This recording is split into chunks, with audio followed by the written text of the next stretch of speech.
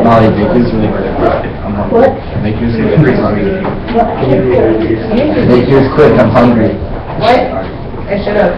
Sorry. Can you go on? I should have on Tuesday. Yeah. And They really want to do one. I don't think so. Can I practice with my social? Yeah, Okay. I got it written out for everybody.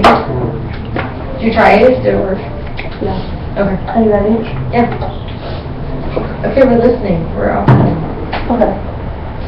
Imagine being stuck in a dorm room with 40 other people, all being forced to live there. You can't even leave to use the bathroom. You think you could do it? Well, in puppy mills, this is what dogs have to live with every day. A puppy mill is a large-scale breeding operation that places profit over the well-being and the health of dogs, so most of the dogs are very unhealthy and neglected. With me being a very big dog owner myself, it didn't take me long to pick this topic. While doing my research, I just kept thinking about my own dog. I couldn't imagine my dog living in these conditions. For those of you who are real dog lovers, or just have a dog at home, look at this image and think, do you support this business? Today I invite you all to listen as I talk about how Puppy Mills first got started, the business it is formed into today, and the steps that have been taken to stop Puppy Mills and how you can contribute. First, when Puppy Mills got started, according to Laidlaw's 2011 book, No Shelter Here, Making the World a Better Place for Dogs, Puppy Mills got started after World War II. A majority of the families came home from the war, and all their crops were failing. They were desperate for a new way to get income, and at this time period, it was very popular for families to move into suburbs, and it was popular for them to get a puppy to complete their family life. Also stated in Laidlaw's book, the farmers began to sell puppies, although they were unaware of the proper care. They used to raising animals like chickens and rabbits, so they used the resources they already had on their farms, and they put the dogs in chicken coops and rabbit huts. So in this picture, this is a cage for rabbits, and you can obviously see the dogs are bigger than a rabbit, so that's how the care got started and how it got so unhealthy so right away. Because the farmers also raised the puppies as cheap as possible, so they not get healthy vet care. Now you know how Puppy Mills got started. Let's look at how the business is formed today. In present day, Puppy Mills contribute to overpopulation and are causing dogs lifetimes of suffering in small crowded cages. The mills have become such a large-scale commercial operation, and according to Pamela Sachs' article, Puppy Mills Misery for Sales, it's at the point where profit is given over the health and the care of the dogs. The reason the problem still exists today is because, according to Rebecca Huss, who is an animal law professor at Valparaiso University, the consumers often don't necessarily realize or understand if they buy that dog, they're actually supporting a large commercial breeding facility where breeder dogs are being terribly treated. Life for the dogs is brutal in the mills. Also stated in the Sachs article, eyewitness accounts have said that the dogs are fed maggot-ingested food and are confined in chicken coops that are filled with their own waste. Since they get no care, the pups suffer from skin infections, open sore, chronic ear infections, and parasites. This is due to the breeders not taking them to the vets. The puppies are not socialized, and it results in them being very aggressive and they can act out in disturbing ways. Life is even worse for the puppies' mothers. They are confined in small cages for their whole entire lives and receive no care and are undernourished. They are bred every 6 months until their reproductive capacity drops, which usually happens at the age of 4 or 5. Once they are unable to reproduce, they are killed. Also in Sachs' article was one of the most unsettling and disturbing stories about the abuse of dogs in puppy mills. In 2000, a mechanic was helping a man with a broken down truck when he heard wood burning. In the truck's cargo, he discovered 150 puppies crammed into plastic crates. The truck was stopped in Tennessee with the air broken down, so the temperature inside the truck was 100 degrees.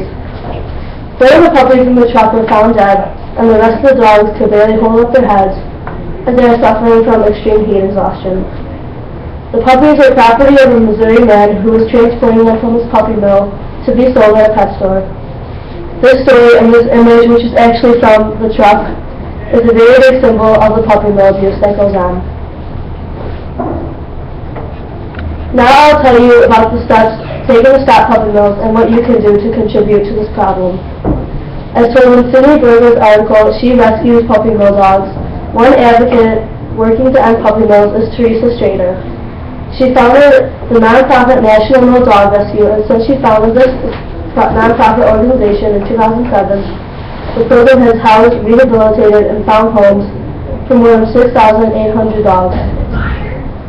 The Berger's article also stated that Strader's article has a 160-acre facility with a team of over 1,400 volunteers and a small vet staff to take proper care of the dogs. Stated in an issue of GPSO magazine, since 1977, there has been at least 21 states that have enacted puppy lemon laws. Most of these laws concentrate on animal health. An example of these laws are allowing compensation for vet expenses. Another example of these laws is the laws in Virginia and Louisiana, where they limit the breeder's overall size that they can have. Also stated in GPSO, in 2008, Congress passed a farm bill that banned the foreign importation of dogs less than 6 months of age for purposes of resale. According to issue 4 of the American City and Country magazine, on March 9, 2010, Iowa Governor Chet Colbert signed a law aimed to help eliminate mills and protect the puppies in the mills in Iowa. This law issued certificate of registration for breeding facilities. The law empowered breeding facilities to enforce the terms of certification, and the law was able to help by expanding protection over all the vulnerable dogs in puppy mills in Iowa. Lastly, what can we do to help stop puppy mills? In Lauren Enna's article, How Much Is That Puppy in the Window?, there are 9 different ways you can raise awareness and fight against puppy mills. You can spread the word of Puppy Mill Awareness Day. In different locations across the country, people use this day to raise awareness about this topic. Some cities even have parades. There's also different websites you can go on to sign petitions. One website is animalrescuesite.creativeville.com. You can go on this website and help by signing a pledge and agreeing to spread awareness and making a contribution to putting puppy mills out of business. Another way you can contribute is to be smart about where you're getting your dog. You should always consider going to the animal shelter. Fun fact, there's an animal shelter right here in Charleston that I've been to, and I highly recommend going there. Also, if you are considering adopting from a breeder, do your research and make sure the breeder is considered a respected breeder. Another thing you can do if you want to buy from a breeder is you can go to their location and make sure you're buying from a non-abusive breeder. Also stated in Edgar's article, if you decide to get your dog from a pet store, ask them for paperwork about your dog. They should have all the information about where the dog is from. Lastly, just spread the word, tell your friends about the cause, and teach others about this ongoing problem. One tool you could use to spread the word is using social media. In closing, it is very easy to see how cruel and wrong puppy mills are and their effect on thousands of dogs every day. Yes, they are animals, but they still have feelings and deserve to be treated right and have proper living conditions. From all the way to the start of puppy mills after World War II to the major business that has sadly been formed here today, to even put an end to this awful business. While this topic is still very controversial, I hope I have made you realize the cruelty that is happening behind the scenes of the puppy in the window. Next time you see the puppy in the window of the pet store, just stop and think about where it has most likely come from, and think about the many dogs that did not make it.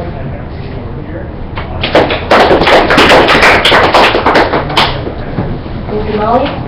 Okay, any questions?